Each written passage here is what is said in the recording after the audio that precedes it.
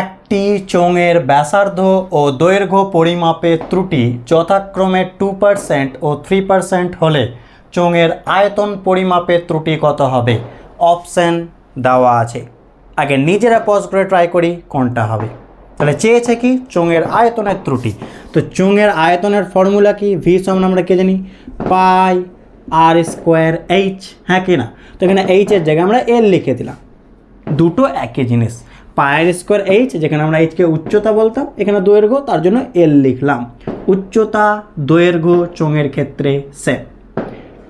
তাহলে চেয়েছে আয়তন, কি কি দেওয়া আছে? ব্যাসার্ধ আর দৈর্ঘ্য বলা আছে। ব্যাসার্ধর ত্রুটি কত বলেছে? 2%। দৈর্ঘ্যর ত্রুটি কত বলেছে? 3%। তাহলে আয়তনের ত্রুটি কত হবে? আমরা শর্ট ট্রিক ইউজ করব।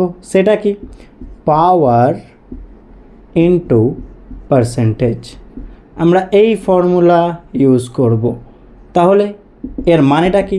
চলো, ব্যাসার্ধর পাওয়ার 2, ব্যাসার্ধর পার্সেন্টেজ 2 দিয়ে কী দেবো? প্লাস। সে গুণ আকারে থাক ভাগ আকারে থাক সব প্লাস দেবো। আর যেগুলো সংখ্যা থাকবে তার সাথে আমার কোনো সম্পর্ক নেই, যেমন এখানে পাই আছে, যে কোনো সংখ্যা থাকতে পারে। নেক্সট প্লাস হলো দৈর্ঘ্যর পাওয়ারে কিছু নেই, মানে কত আছে? 1। আর দৈর্ঘ্য ত্রুটি কত? 3। তাহলে উত্তর কত হবে? 4 + 3 7%। Option C is correct.